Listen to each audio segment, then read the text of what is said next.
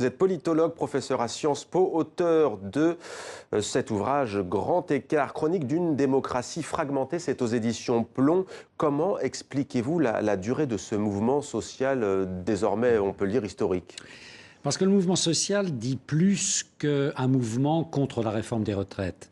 Ce qui est frappant, c'est de voir que derrière le mouvement social, animé par des syndicats qui d'ailleurs ne constituent pas un front uni.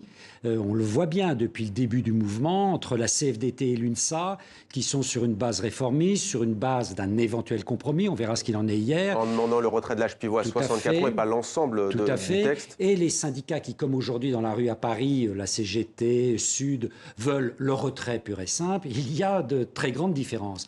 Mais au fond, ce qui fait la force, c'est pas l'ampleur ou le nombre de manifestants. Ce qui fait la force, c'est la grève d'opinion. Ce qu'on appelle la grève d'opinion depuis 1995, c'est quoi?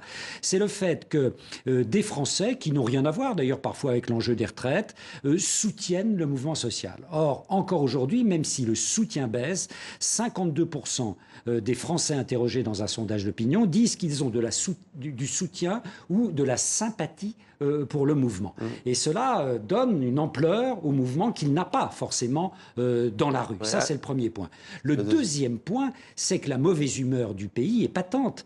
Et que donc, beaucoup de gens disent « je suis plus ou moins en sympathie avec ce mouvement », non pas parce que l'enjeu des retraites tel que le mouvement le pose est considéré comme bien posé, mais parce que les gens sont de mauvaise humeur. Ouais. Les Français sont en colère. On l'avait vu il y a un an avec les Gilets jaunes. Cette colère qui s'exprimait avec le mouvement des Gilets jaunes s'exprime aujourd'hui avec le mouvement social contre la réforme. Alors, au-delà du contenu même de cette réforme des retraites, vous dites que de toute façon, en France, toute réforme des retraites, au fond, elle bute sur la peur de la pauvreté, sur ce qu'on appelle le pouvoir d'achat. Pourquoi ça inquiète autant les Français ?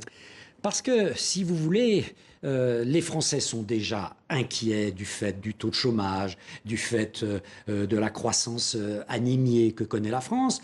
Mais là maintenant, quelque part, l'inquiétude, l'angoisse se projette sur ce que l'on sera lorsqu'on sera à la retraite et sur ce que seront nos enfants et les retraites dont, éventuellement, dans de nombreuses décennies, nos enfants pourront disposer. Donc il y a une espèce de diffusion de l'inquiétude de manière intergénérationnelle. Et cela amplifie, en effet, une opinion française qui, lorsqu'on la compare aux autres pays européens qui l'entourent, est déjà beaucoup plus inquiète sur le papier. Nous sommes un des pays européens et même au monde les plus inquiets. Ouais. Juste quelques mots peut-être sur cette séquence. D'ailleurs, on dit qu'il a commencé le 5 décembre dernier, il y a 36 jours. On pourrait même dire, vous l'avez cité avec les Gilets jaunes, cette longue séquence sociale, cette crise.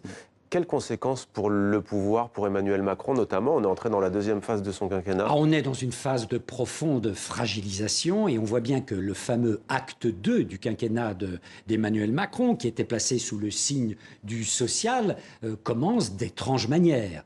Et le moins qu'on puisse dire, c'est qu'il a du mal pour l'instant à faire vivre cet acte 2 social du quinquennat. Et ce qui fait encore la force relative, ou ce qui reste de force relative au président, c'est la faiblesse de ses adversaires. Parce que ces mouvements sont avant tout des mouvements du grand refus. On voit de manière claire, par exemple aujourd'hui, ce que la CGT refuse. On voit moins ce qu'elle propose comme système alternatif, par exemple, de réforme des retraites, puisque tout le monde, dans le monde entier, sait très bien qu'il faut réformer le système des retraites quand il y a un tel allongement de la durée de vie. Ça tombe sous le sens commun. Donc vous voyez, on est dans des mouvements du grand refus, et pour l'instant, le pouvoir surfe sur le fait qu'en face, il n'y a pas d'alternative claire.